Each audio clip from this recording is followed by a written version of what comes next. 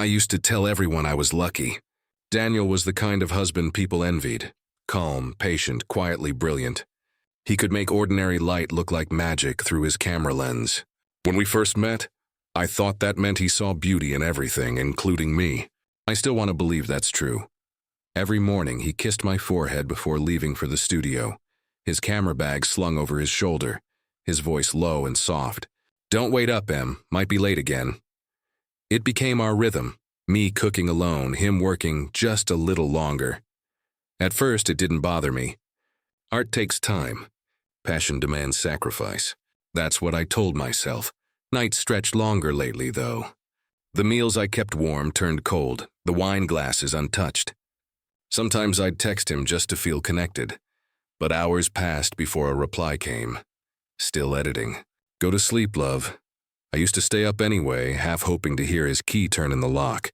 When he finally came home, he'd be gentle, kissing my temple, whispering, "You're up late." His shirt always smelled faintly of chemicals and darkroom solution, the scent oddly comforting, like proof of his devotion to his craft. Still, something had changed. It was in the small pauses between our conversations, the quiet glances that lingered too long, the way he flinched when I walked near his desk. Last Tuesday, I reached for his office door to bring him coffee, and it didn't budge. Locked. I stood there, balancing the mug, my heart strangely loud in the silence. He'd never locked that door before. When he opened it moments later, smiling too easily, I almost asked why. But then he brushed a strand of hair from my face and said, "You spoil me," in that soft voice that always disarmed me. I smiled back, pretending not to notice the flicker of something unreadable in his eyes. Maybe exhaustion, maybe guilt. Later that night, as he slept beside me, I thought about that locked door and the faint hum of the camera equipment beyond it. Somewhere between the steady rhythm of his breathing and the ticking clock, a thought surfaced that I couldn't shake. Maybe I didn't know my husband at all. Daniel was supposed to be home by 7. I'd spent the afternoon cooking his favorite, rosemary chicken with lemon butter and roasted potatoes, trying to make up for how distant we'd been lately. The table was set, candles flickering, the kind of small romance we used to live for. At 6:30, my phone buzzed. "Sorry, love. Last-minute assignment. Big client. Don't wait up." I stared at the message until the words blurred. The food cooled, the candles sank into their own wax. When I finally sat down to eat, everything tasted metallic like disappointment. Lauren called around 8. "You sound tired," she said, her voice casual but edged. "Just a long day. Daniel's working late again." There was a pause. "Again?" Her tone pricked something in me, irritation, maybe shame. "He's building his career, Laure. You know how hard he works." "I do," she said slowly. "But even artists come home eventually." I laughed it off too quickly. "You watch too many crime shows." "Maybe," she said. "But even in those shows, it starts small. Missed dinners, locked doors." I ended the call soon after, but her words lingered like static in my chest. The house felt too quiet. Daniel's studio was only 15 minutes away, and before I could talk myself out of it, I grabbed my keys. The roads were empty, the sky heavy with low clouds. When I turned the corner onto Ashmere Street, I saw his studio, small, white-bricked, with that crooked sign, Hale Photography. But the windows were dark, no light, no movement. I sat there in the car, engine humming softly, staring at the locked glass door. Maybe he'd gone on a location shoot. Maybe he just stepped out for coffee. The rational explanations lined up neatly in my mind, but none of them settled the weight in my stomach. I almost got out, almost knocked, just to see. But something about the stillness stopped me. It wasn't the peace of someone working late. It was the silence of something hidden. Back home, I washed the dishes that hadn't been touched. The smell of lemon and rosemary clung to my hands. When Daniel finally texted home soon, I stared at the screen for a long time before replying.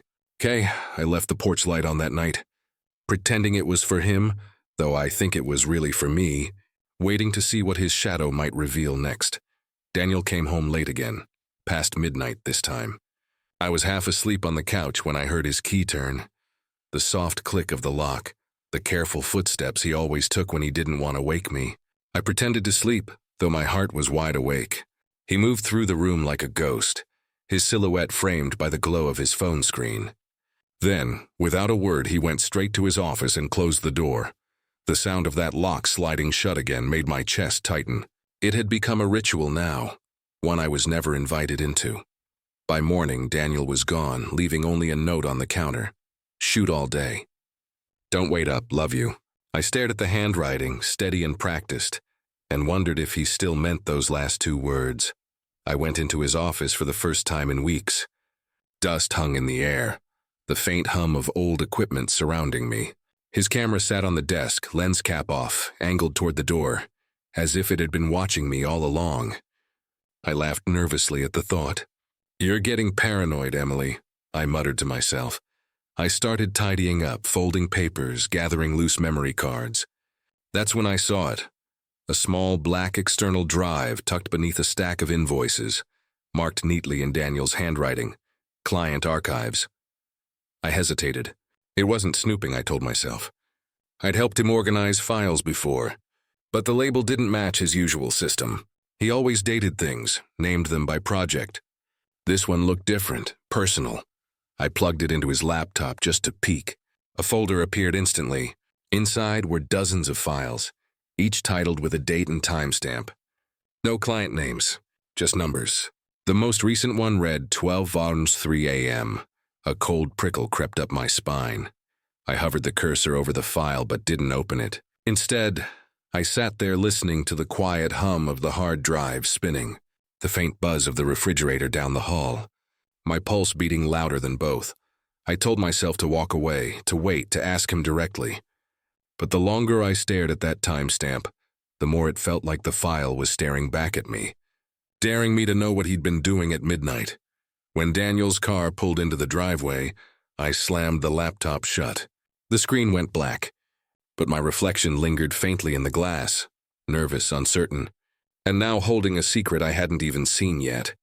And somewhere deep inside, I knew it wouldn't stay hidden for long. I waited 3 days before opening the file. 3 days of pretending I hadn't seen the drive, pretending Daniel's smile still meant what it used to. But every time he left for a late session, the sound of that spinning hard drive echoed in my head like a heartbeat I couldn't silence. That night, the house felt heavier than usual.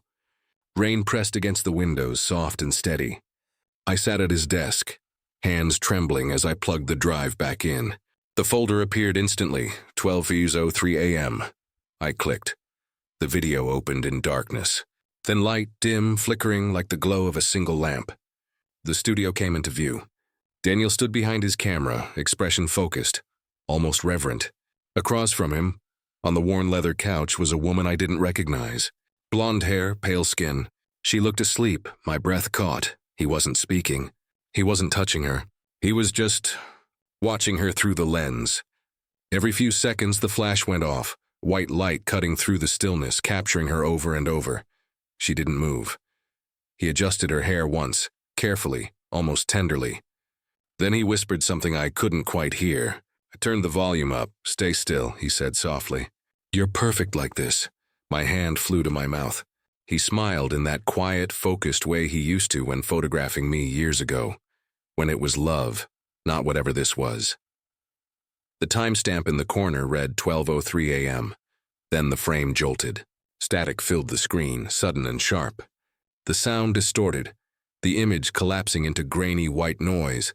I sat frozen, staring at the blinking cursor as the video looped, restarting, ending at the same second each time. Who was she? Why did he film her like that? The thought clawed at me. Maybe it was part of his art, maybe it was staged, maybe she consented. But deep down I knew that wasn't true. No one sleeps through flashes like that. I ejected the drive, my hand shaking so badly it nearly fell. The rain outside had turned into a storm, thunder rolling across the dark sky. When Daniel's text came, heading home now. Love you. I couldn't bring myself to reply. I closed the drawer, locked it, and sat in the darkness, heart racing, the echo of his voice trapped in my head. Stay still. You're perfect like this. And I realized with a shiver I couldn't stop. I'd seen only one file. There were dozens more. I didn't sleep that night. Every time I closed my eyes, I saw the woman's face, the stillness of her body, the quiet devotion in Daniel's eyes as he photographed her. By morning, exhaustion had dulled the panic, but not the dread. I needed answers. When he came down for coffee, I tried to sound normal. "You were home late again," I said softly. He looked up from his mug, calm as ever. "Big project. You know how it is." I studied his face and the practiced smile, the small twitch at the corner of his jaw. "Does this project have a name?" He froze just slightly. "Of course it does." "And does it involve photographing women while they sleep?" The silence that followed stretched thin, like glass about to crack. His eyes flicked toward me, then to the counter where his keys sat. "What are you talking about?" "I found your drive, Daniel." My voice trembled, but I forced the words out. "I saw what's on it." For a moment, something flickered across his face, fear, guilt, something dark. Then just as quickly it was gone. He stepped closer, his tone gentle, almost pitying. "Emily, you've been stressed. You know how your mind gets when you don't rest. Don't do that." "Do what? Make me sound crazy?" He sighed, setting the cup down. "You've always been dramatic. You see things that aren't there. I told you not to snoop through my work files. I opened my mouth to argue, but doubt slid in like poison. Maybe it was a creative shoot. Maybe she had consented. Maybe I had misread everything." He reached out, his hand brushing mine. "I'd never hurt anyone," he whispered. "You know that." The words wrapped around me, soft and suffocating. I wanted to believe him. I needed to believe him. By the time he left for the studio, I was sitting at his desk again, staring at the drive. My finger hovered over the folder, then over the trash icon. With a shaky breath, I dragged the file in and hit delete. The screen went blank, but the image didn't leave me. As the hard drive whirred quietly, I whispered into the empty room, "If you're innocent, why did you look afraid?" The morning after I deleted the file, the world felt heavier, like the air itself had thickened. Daniel had already left before sunrise, claiming an early appointment. I told myself that meant things were normal again, that maybe I'd imagined the fear in his eyes, the chill in his voice. Then the knock came. 3 short raps on the front door. Firm, official.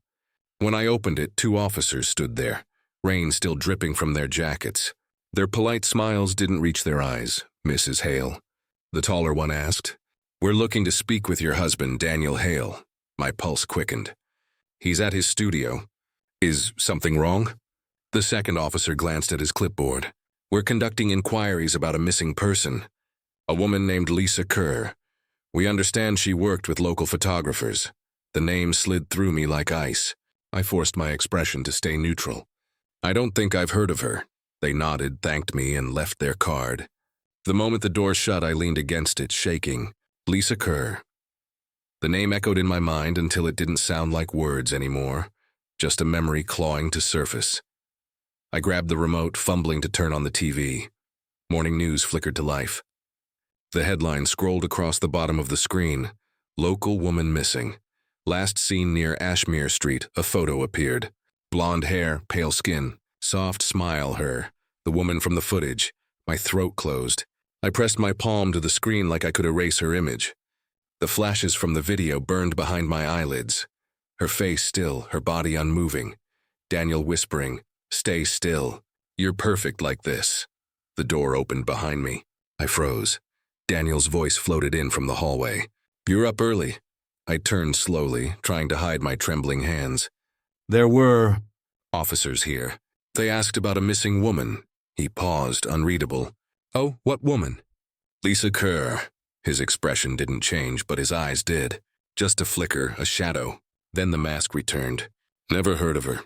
He kissed my cheek before heading upstairs. As if nothing had happened. I stood in the living room, staring at the television's silent glow. The reporter's voice fading into static. The police were looking for her. And I had already seen what they never could. Lisa Kerr wasn't missing. She was asleep on my husband's camera screen. Detective Claire Monroe arrived 2 days later. She didn't call first. Just appeared on the porch with a badge, a calm smile, and eyes that missed nothing. "Mrs. Hale," she said, extending a hand. "I just have a few questions about your husband's work." "Shouldn't take long." Her voice was warm but precise, like someone who knew exactly how to pull a thread without breaking it. I invited her in, praying Daniel wouldn't suddenly walk through the door. We sat at the kitchen table. Her gaze lingered briefly on the framed photos lining the wall.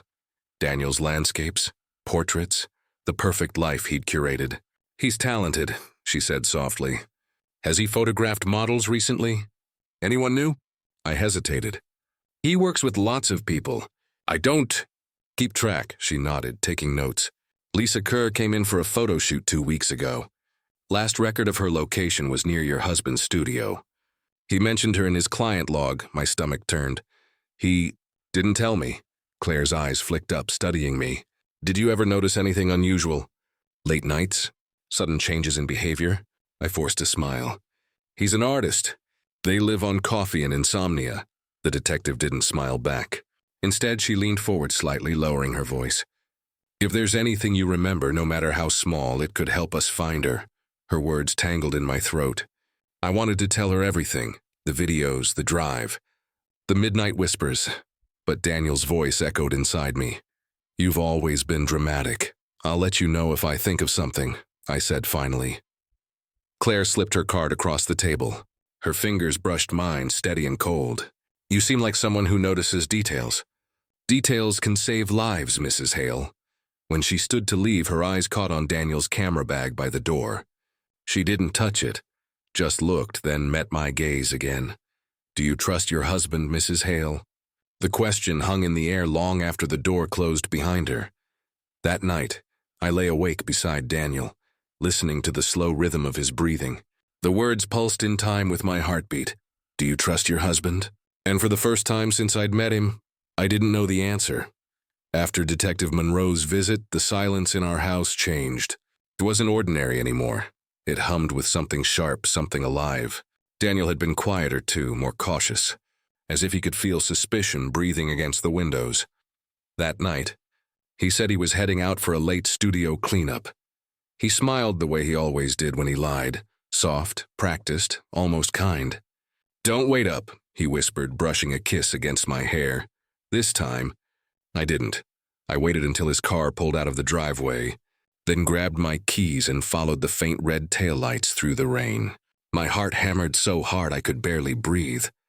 Every turn he took felt deliberate, like a test I wasn't supposed to pass. He drove out of town, past the empty gas stations and the shuttered diners, until the road narrowed into dirt and shadows. When he finally stopped, we were near a lake I hadn't seen in years, the kind of place people forgot existed. I parked far enough behind that my headlights wouldn't reach him. Through the windshield, I watched. Daniel opened the trunk and pulled out something heavy, wrapped in plastic. It took both arms to lift. He carried it to the edge of the water. The sound of the tarp scraping against gravel made my stomach twist. He crouched, unrolled it, and for a moment I saw a flash of pale fabric, like a dress. Then the weight slipped beneath the surface with a dull splash. I wanted to scream, but no sound came out. My hands moved before my mind could catch up. I raised my phone, recording through tears, trying to steady my breath. The screen trembled with every heartbeat. When he turned back toward the car, I ducked low, praying he wouldn't notice the faint reflection of my headlights on the wet road. After a long moment, he drove away, the sound of his tires fading into nothing. Back home, I locked the door and played the video again, frame by frame, my fingers numb. The water rippled, swallowing whatever he'd dropped. And just before the trunk closed, the camera caught a small flash, something metallic hanging from the latch. I paused the frame. A silver bracelet, delicate, with a single charm shaped like a star, the same one from Lisa Kerr's photograph on the news. I dropped the phone, my breath breaking into sobs I couldn't control. The man sleeping beside me every night wasn't just lying to me. He was burying the truth. I didn't sleep for 2 nights after the lake. Every sound in the house felt amplified. The ticking clock, the wind against the glass, Daniel's slow breathing beside me. I kept seeing that bracelet glinting in the dark water, the way his hands had moved with precision, not panic, like an artist finishing a final piece. By the 3rd night, I couldn't bear it anymore. The truth was rotting inside me. I packed the drive I'd hidden, the one I'd pretended to erase, and slipped out while Daniel showered. The police station smelled of stale coffee and rain. I told the front desk clerk I had evidence related to Lisa Kerr's disappearance. I gave no name, just a trembling hand holding a flash drive in an envelope. When I left, the weight in my chest didn't lift. It only shifted, heavier somehow, like guilt had changed shape. That evening, Detective Monroe called Daniel in for questioning. He smiled when she left the message on speakerphone, pretending calm, but his knuckles whitened around his coffee mug. I said nothing. 2 days later, the footage surfaced. Claire came to our house again, this time with the certainty of someone who had seen too much. "We recovered files from your husband's studio," she said quietly. "We'd like you to watch one." In the interrogation room, the video began just like before, his studio dimly lit. The timestamp blinking, 11:54 p.m. Daniel was kneeling beside Lisa Kerr, who lay motionless on the couch. Her wrist hung loosely over the side, the silver bracelet glinting under the light.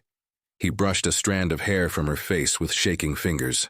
"I'm sorry," he whispered, voice raw. "You're beautiful like this, still perfect."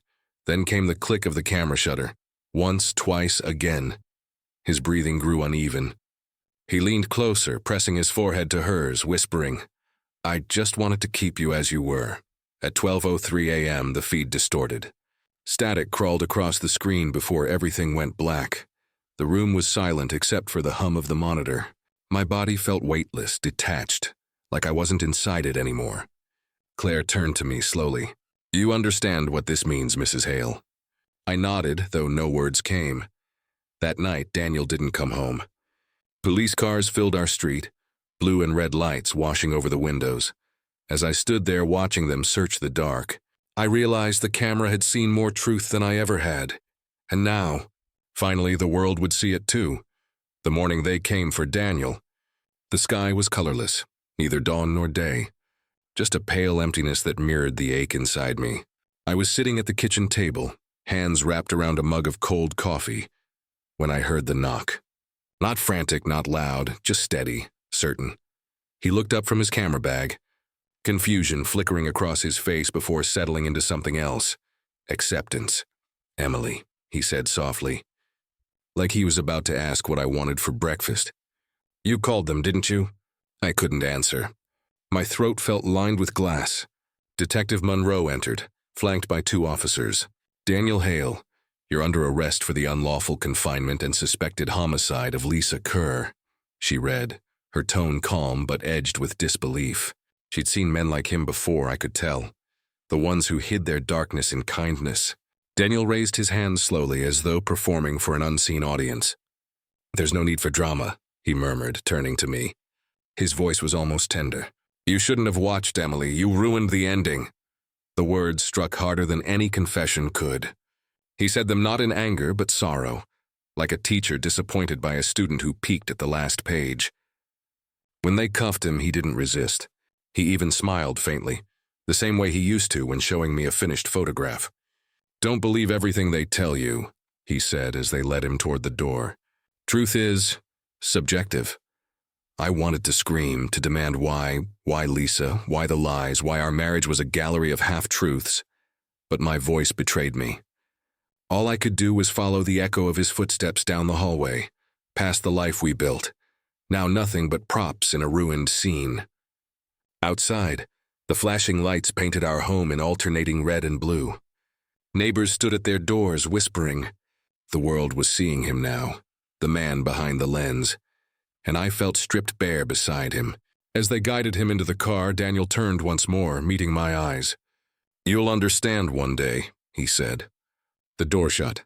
The engine started, and as the convoy disappeared into the gray morning, I realized I wasn't sure whether I'd just lost my husband, or the illusion that had kept me safe all along. 3 weeks after the arrest, I finally unlocked the studio door. The key trembled in my hand as if it too remembered. Dust floated in thin, fractured light, settling over everything he'd once touched.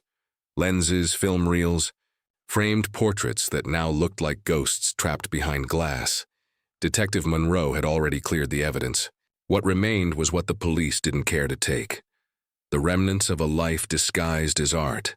I told myself I came here to pack his things, to close the door for good. But the truth was simpler. I wanted answers that would never come.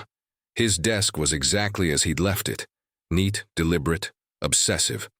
My eyes caught the laptop, still resting open, the charger glowing faintly as though it had been waiting for me. Against my better judgment, I sat down. There was one file left, a single folder on the desktop labeled "For Emily." My heart clenched. For a moment, I almost deleted it, but curiosity, that cruel accomplice, won again. I clicked. The screen flickered. Then Daniel's face appeared. Not the monster the news had made him, not the calm man in handcuffs, but the version I knew.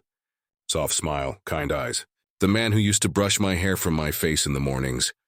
"Emily," he said quietly, voice barely above a whisper. "You wanted to see what I saw." The camera shifted. My breath froze. It was me. I was lying in our bed, asleep, sheets tangled, one arm resting on the pillow where he should have been. The timestamp read 12:03 a.m. The same night Lisa disappeared. He filmed me the same way he filmed her. Gentle, reverent, possessive. His voice continued, steady and tender. "You always looked so peaceful when you dreamed. I wanted to remember you like this. Untouched by suspicion, by truth. You see, I never lied about working late. I was working on you." My vision blurred, but I couldn't look away. The camera zoomed closer until only my face filled the frame. Unaware, vulnerable. The picture of trust. Then the static came. Sharp, sudden, and his voice cut through it one last time. "Now you've seen it all, Emily. Now you understand." The screen went black. I sat there for what felt like hours, the silence thick enough to suffocate me.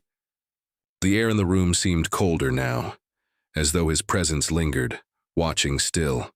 I closed the laptop gently, afraid of waking something that wasn't gone. Outside, the wind rattled the windows, whispering like static in the distance. Maybe he was right. Maybe I did understand now, because as I locked the studio door and stepped into the dying light, I realized the camera hadn't just watched me. It had taught me how to see,